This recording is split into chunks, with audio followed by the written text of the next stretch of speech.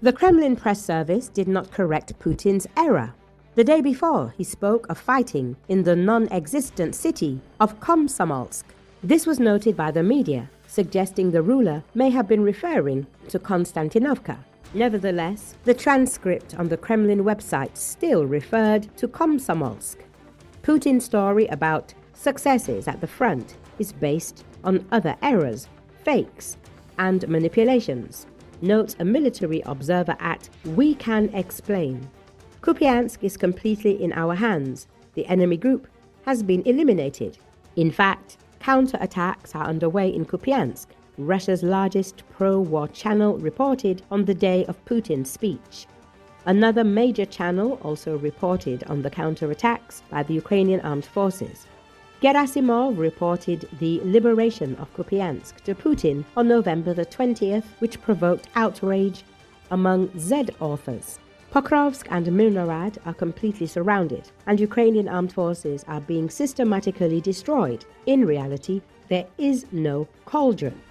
CIT analysts wrote in their report, given the current shortage of personnel in the Russian armed forces, it is impossible to imagine a complete encirclement. There are not enough soldiers or equipment to fully control the borders of the pocket.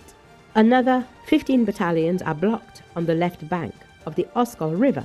In fact, military observers on both sides reported nothing about the Ukrainian armed forces blocking the left bank of the Oskol. On Monday, Z channels published drone videos showing river crossings. At the same time, Ukrainian Armed Forces Command acknowledged enemy pressure in the area, but denied any successes. Some Ukrainian Armed Forces servicemen in this area already look like homeless people. In fact, Russian contract soldiers resemble homeless people. This fall, soldiers continue to complain about poor supplies and the need to pay for their own equipment. Recall recently in the pro-Russian segment of the network, infographics are being spread according to which in 2025, Vladimir Putin's public speeches were supposedly followed the most in Ukraine. More than 78% of Ukrainian netizens allegedly watched the speeches of the Russian president. Moreover, the next countries in the ranking are Poland, Latvia, Lithuania, Estonia, and France. Even in the last country on this list, Germany, Putin's speeches were allegedly followed by almost half of network users. However, as it may be obvious from the insanely unrealistic data in the infographic, this statistic is completely made up. On the Statista website, experts were unable to find data that would investigate where the speeches of the Russian president are followed most closely. Instead, the portal published statistics on global attitudes towards Russia. It shows that as of September 2025, 79% of the world's population assesses the state very negatively, and the worst attitude toward Russia is in Sweden and Poland. There, 93% and 90% of the population evaluate Russia negatively, respectively. This contradicts the propagandist assumption that 2/3 of Polish internet users follow Putin's speeches. With such fakes, the Kremlin is trying to draw attention to Vladimir Putin's public speeches and give him credibility in the eyes of a Western audience. Experts have previously exposed similar disinformation campaigns in the stories.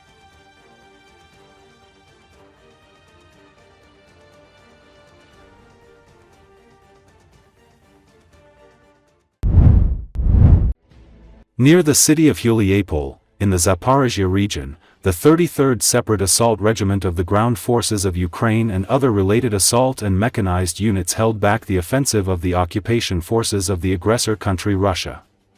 According to the Southern Ukrainian Defense Forces, Ukrainian troops have regained control of the situation in this area, and the front has been stabilized.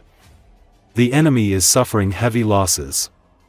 Military observer Vasyl Pekhnio also confirmed on Ranuk.live that, despite the difficult situation, Ukrainian units have stabilized their defenses in the Hulipole area. He also reported on the enemy's operations in this section of the front.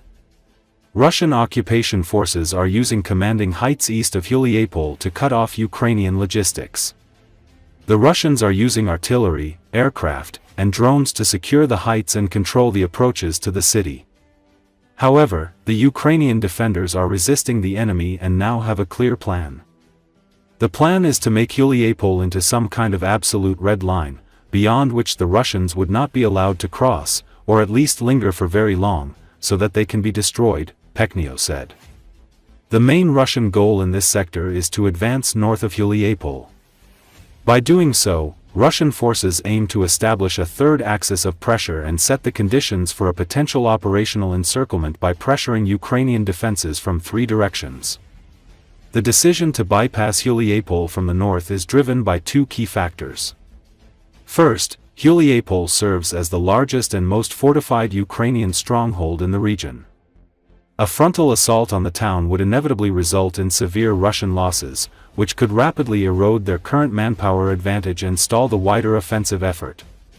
Second, capturing the area north of Hulipole would open a corridor enabling Russian forces to push deeper into the Zaporizhia and Dnipropetrovsk regions.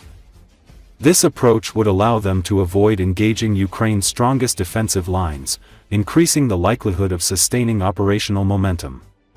To fulfill their objective, Russian forces committed approximately 40,000 troops to secure overwhelming numerical superiority and concentrated their main effort on Aspenka, the key Ukrainian strongpoint on the western bank of the Oskol River. Given the settlement's advantageous position, the only feasible Russian approach was to overpower Ukrainian positions, infiltrate the village, and establish a bridgehead.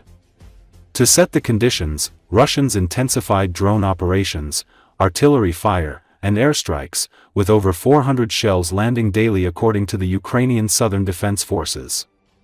This sustained pressure gradually leveled fortified positions in and around Aspenka. Ukrainian reaction proved too slow to counter the pace of developments, amplifying strain on frontline units. Seizing the opportunity, Russian assault groups exploited dense morning fog to conceal their movement, allowing them to concentrate sufficient forces at a critical point and initiate a breakthrough against the weakened Ukrainian defenses. Following their concentrated push, Russian forces captured Aspenka, opening a broad operational space north of Hulipole.